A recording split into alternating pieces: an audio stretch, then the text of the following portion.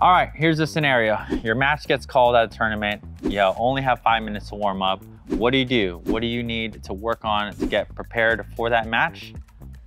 Today, in this video, that's what we're gonna go over. Let's get right into it. All right, so first things first, if you have a very limited amount of time, you really wanna be efficient with every drill, every ball you hit. So even though this is everything you can do in 5 minutes, we are going to kind of go into depth of all the things you can do. So obviously it's gonna be a longer than 5-minute video. But the first thing that we're gonna do, Caden, is we're going to take dinks at the non-volley zone line. Obviously, super important part of the game, and it's just a good place to start. Yep. All right. So for me, Caden, I don't know what you're focusing on, but as soon as I drop the ball, you know, my footwork has to be going, creating space, and as higher level players, right, focusing on, focusing on topspin, underspin, every shot that you're going to be actually hitting in a game. Yeah, absolutely. My biggest thing is making sure I'm working on creating some offensive dinks, right? Making sure I'm using my topspin, using my backspin, not just allowing myself to get defensive like we can in matches, right? When we get tight, easiest thing to do is kind of just let the ball go over the net, but we still need to be working our angles, working our topspin, working our backspin, right? And even if we need to, right, if we want to work on a little bit of cross court and our partners or our opponents are already there, I can step a little bit off this court and we can still kind of work this cross court angle, even though our opponents are using the other half of our court. Now we can switch that up. Yeah, so like again, if your opponents are warming up on the other side, we can still kind of get some kind of ideal or, you know, realistic cross court dinkage, kind of like this going off the court. Yep. 100%. All right. Okay, anything else you want to mention here, Caden, when we're warming up dinks first? No, just really making sure that, like you said, the footwork, right? Footwork in our dinks, not allowing ourselves to just get stuck in mud here at this kitchen line, right? If you need to work on that shuffle, this is the perfect time to do it, making sure that you're being offensive up here at the kitchen line with these dinks. Okay. All right, and then directly from here, we are going to go to volleys. Yep. Yeah, Caden, obviously when you are at the non-volley zone, 2 shots, most important shots, gonna be dink and volley. So we're gonna get right in. And again, I like to start more controlled and then kind of build it up over time. What's your thought process on that? 1000%. Start it slow, start it controlled. Make sure you're hitting these volleys back to your opponent into the spots that you guys want. And then as you guys start to get a little bit more comfortable, then you can start to pick up the pace. My biggest thing, I'm looking to keep my hands in front, make sure I'm using both my backhand and forehand instead of just getting used to this chicken wing spot. I want to be able to open up to the forehand, so I'm using my slide.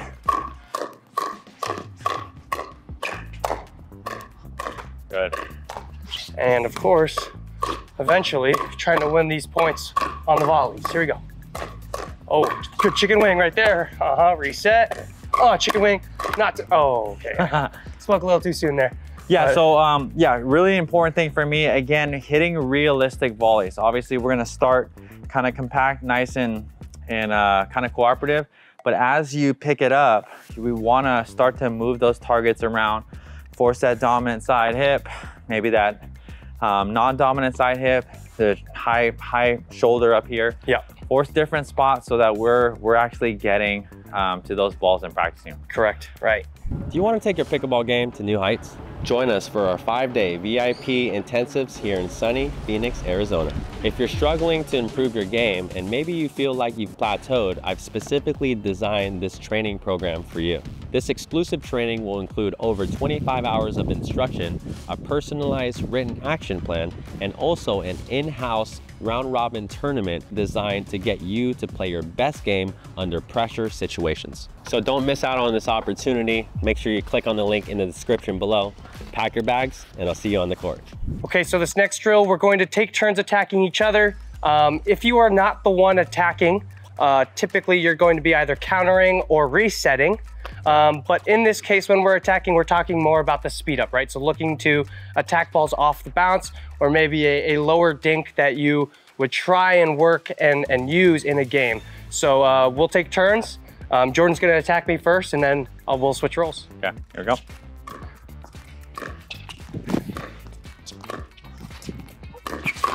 Nice spot. Okay, you. Now I'm gonna attack you. Oh, it's in, baby. All right. So much top spin. Here we go. I'm gonna switch it up again. Here you go. Yep, back to you. Ooh, good dink. Oh God, that's high. Good. Works. Okay, again, you. Here we go. That's a good dink. I'm gonna really try and work. Yeah. All right, last couple here, Caden. And again, I think it's really important here, you know, not just working on a reset, so I mean really working on countering. Yeah. So if the player is attacking, working on countering first, because we have to have that counter attack mentality and not just practice our resets, because we're gonna practice our resets in a bit. Yep. All right, last few here, Caden. Good. Woo! Oh, last one. Here we go. You.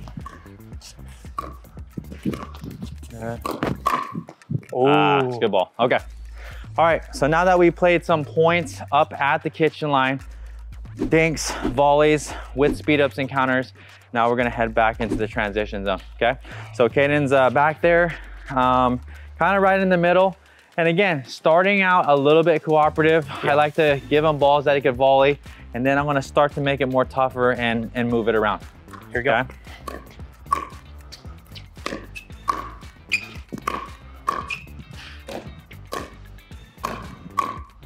Good. Caden, anything you're thinking here when you're doing resets right now? Yeah, just trying to stay based and balanced. Notice my wider stance. I really want to kind of put this ball right at my opponent's feet. So I'm not thinking to myself in the kitchen here. I'm thinking I want to push him back or make him hit a ball in the air that's a little bit lower at your knees. And then the biggest thing is I'm going to hit most of my resets in backhand, but I do want to make sure I am hitting some resets on the forehand side, even though it's going to be a little bit tougher and a little bit more awkward. Yeah, so because of that, I'm going to make sure that I send some to Caden's dominant side, just like this one. Right, look at that, already a little bit high, getting myself in a little bit of trouble. Good. Trouble's my middle name though, that's okay. Here we go. Now I'll play it out. I'm all right. I'm in a good place. Oh yeah. Okay, all right, so now we'll switch, obviously, right? So I need some work in the transition as well. So again, same things for me, wide base, trying to get that ball either to bounce or low contact. Yep. Okay. Ooh. Ooh.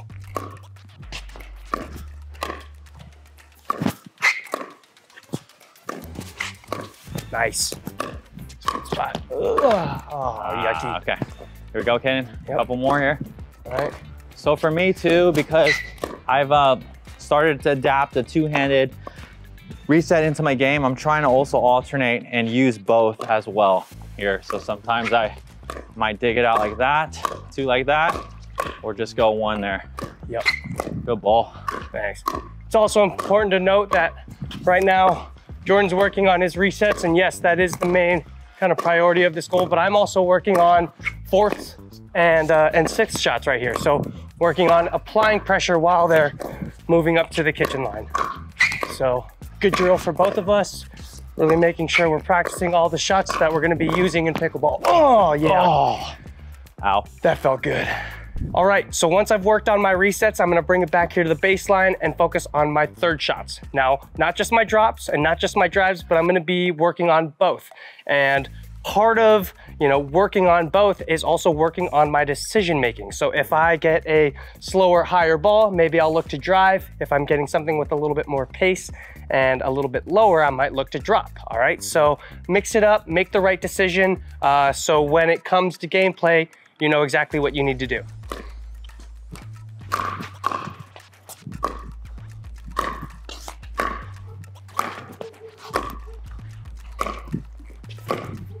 Nice. Uh-oh, that's high. Don't matter. Should have earned that. Ooh. Nice. Nice. Nice, Kaden. Woo! Back line. Oh, God. No, no, no, no, no, no. Winner. Oh, shit. All right, so that was obviously just one rally there. Kaden is doing a good job. Again, practicing both drives and drops, depending on with the ball, trying to be really consistent. And as you're up there and as Kaden's up there right now, really practicing as much, creating as much offense as you can, right? He's working on his fourths and possibly his 6 shots. So trying to create space off the bounce when necessary and out of the air rolling, okay? Also, when you drive, I'm working on my punch volley as well. Nice. Ooh, good one. Go.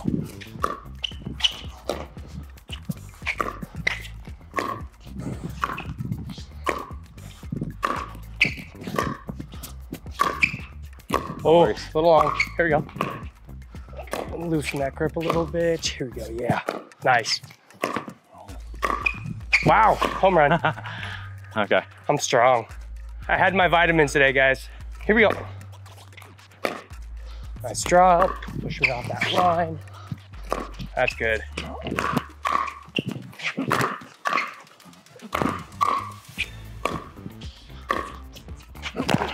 Ooh. Aye.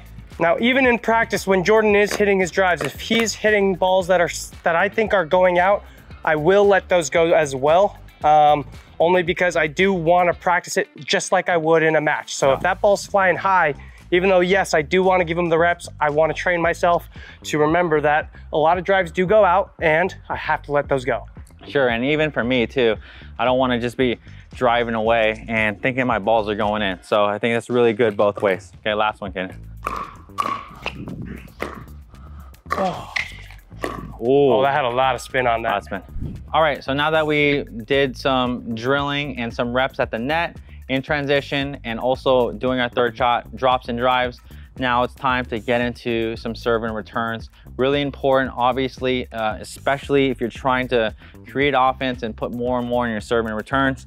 Now, obviously, if you do not have the luxury of hitting cross court because you have other players on the court, you can always do it straight on. But in this case, we're gonna go cross court. I'm gonna be doing some serves and Caden's gonna be practicing his returns. Great.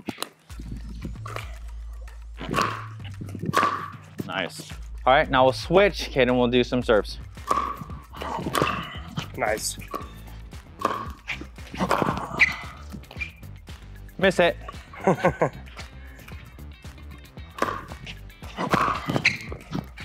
Nice. Okay, last one, Caden.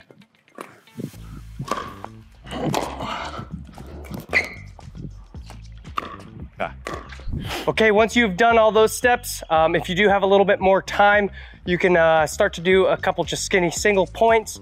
Now, that last minute is usually dedicated to serves and return practice, but if you do have maybe an extra second, playing a couple skinny single points just to get yourself ready to go is super important, and it's super great for you because at the end of the day, skinny singles is training your doubles game. All right, just like Kaden said, this is the time to put everything together.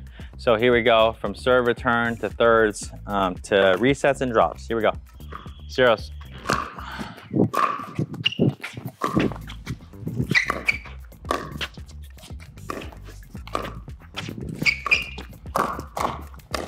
Oh. Right. We're gonna go to 3 here. 0, 0. Heads up. Who am I saying heads up to? Your partner.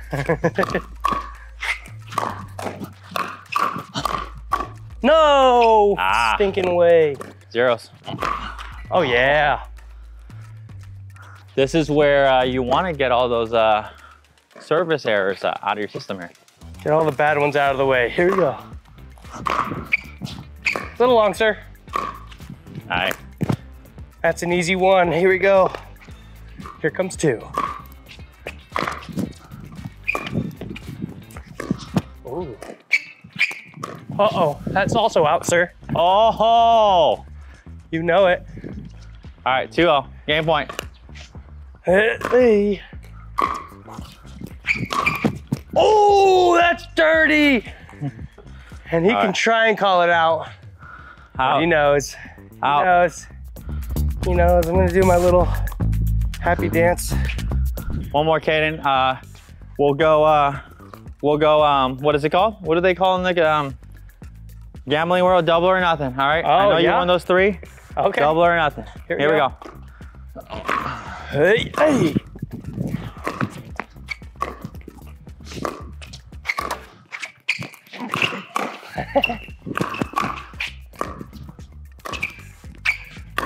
No, sir. Oh, it's close. All right, so when your ref shows up to your court, you typically will have 5 minutes to warm up. Depending on what match of the day it is, it might be shortened to 3, so you guys can, pick the drills that you guys really liked out of this, but in those 5 minutes, you can get all of this done. So make sure you guys really do use it, and it should help you out with kind of just getting rid of the bugs that are in your belly for that match. Gets rid of those nervous little butterflies in our system, and it should loosen us up and get us a little bit more game ready. So if you guys do feel like you are ever tight in a match, use this warm up. It should loosen your body up, get your heart racing, get you ready for that match. Yeah, no, really good, Caden. Again, I could not emphasize enough, make sure you are playing the shots that you would normally play in a match. Don't do, you're not gonna warm up anything that's kind of out of yourself. You don't need to warm up your ernies. Yeah, so do what you would do in a match so that you can get those confident reps in, and then you'll just find yourself in a better place when you start the first point. All right, so thanks so much for watching. Make sure that you check out our other videos as well. Again, this is to prep for tournaments. We have a lot of instructional videos on to improve your game as well, so check those out. We'll see you in the next video.